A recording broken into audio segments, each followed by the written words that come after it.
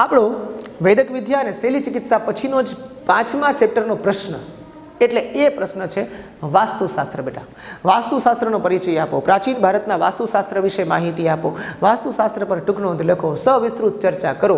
આવો તમને કોઈ પણ પ્રશ્ન પૂછાય એટલે તરત જ વાસ્તુશાસ્ત્રની આપણને છેલ્લી વિષય વસ્તુ આપી છે. ક્યાં? 5મા ચેપ્ટરની અંદરનો આપણો જે છેલ્લો પેરેગ્રાફ છે વાસ્તુશાસ્ત્ર વિશેનો, એના વિશે આપણે લોકોને નોંધ લખવાની છે. બેટા, વાસ્તુશાસ્ત્ર આપણા ભારતનું પ્રાચીન શાસ્ત્ર છે. આ બધા જ તમે વાત કરો, ખગોળશાસ્ત્ર છે, જ્યોતિષશાસ્ત્ર છે, વાસ્તુશાસ્ત્ર છે, આ બધું પ્રાચીન શાસ્ત્ર તરીકે ઓળખાય છે. બેટા, વાસ્તુશાસ્ત્ર એ જ્યોતિષશાસ્ત્રનું જ અવિભાજ્ય અંગ છે. ખાસ યાદ રાખજો પરીક્ષાની અંદર કે જ્યોતિષશાસ્ત્રથી જુદું નથી બેટા, પણ જ્યોતિષશાસ્ત્રની સાથે સાથે વાસ્તુશાસ્ત્ર જોડાયેલું છે.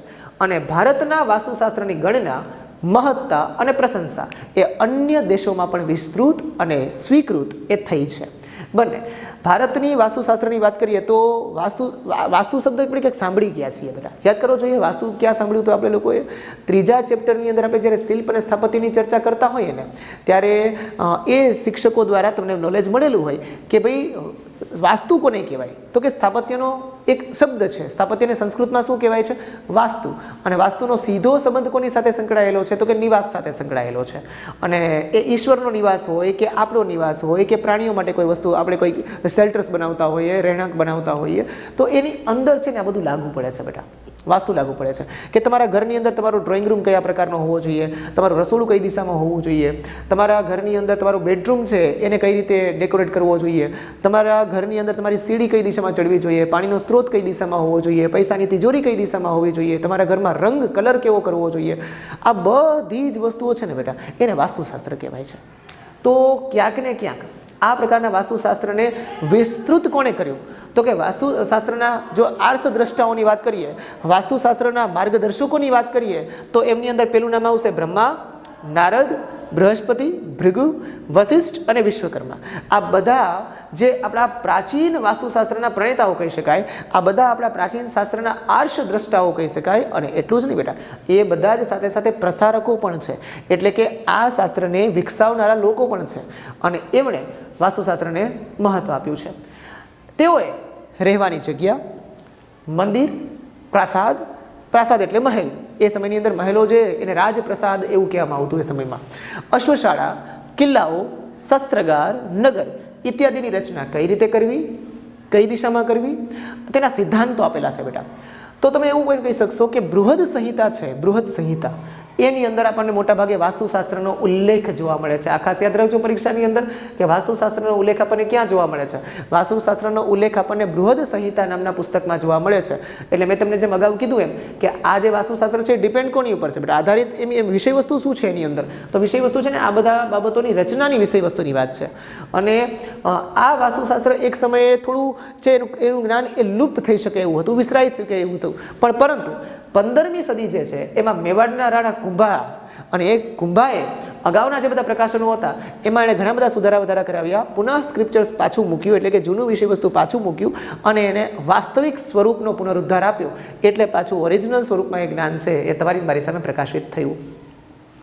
પૌરાણિક પરંપરાની વાત કરીએ તો પૌરાણિક પરંપરા, પૌરાણિક નામનો શબ્દ આવે છે બેટા. પૌરાણિકનો મતલબ શું થાય? પુરાણોમાં આપેલી માહિતી અનુસાર એને પૌરાણિક કહેવાય. તો પુરાણોમાં આપેલી માહિતી અનુસાર આપણે યાદ કરો પુરાણો કેટલા છે આપણે? તો કે 18 પુરાણો છે. અને આ જે 18 પુરાણો છે એની વાત કરીએ તો એમાંના પૌરાણિક પરંપરાની વાતની માહિતી આપણને આપી છે કે એમાં પ્રથમ સ્થપતિ કોણ હતા? તો કે પ્રથમ સ્થપતિ હતા વિશ્વકર્મા. સ્થપતિ એ ગુજરાતી શબ્દ છે, પણ તમે જરા વિચારો કે સ્થપતિ એટલે શું? સ્થપતિ એટલે એન્જિનિયર, આપણે જેને અત્યારના સમયમાં સિવિલ એન્જિનિયર કહીએ છીએ, એ સિવિલ એન્જિનિયરને આપણે શું કહી શકીએ? તો કે સ્થપતિ કહી શકાય. તો તમે વિચારો કે પ્રથમ સિવિલ એન્જિનિયર કોણ હતા આપણી આધુનિક ભાષાની અંદર? તો પ્રથમ સિવિલ એન્જિનિયર હતા એ વિશ્વકર્મા હતા, કે જેમણે વાસ્તુશાસ્ત્રને કેટલા ભાગમાં વહેંચ્યું છે? તો કે જેમણે વાસ્તુશાસ્ત્રને 8 ભાગમાં વહેંચ્યું છે. યાદ રાખજો, બરાબર? વાસ્તુશાસ્ત્રને 8 ભાગમાં વહેંચનારા વ્યક્તિ કોણ?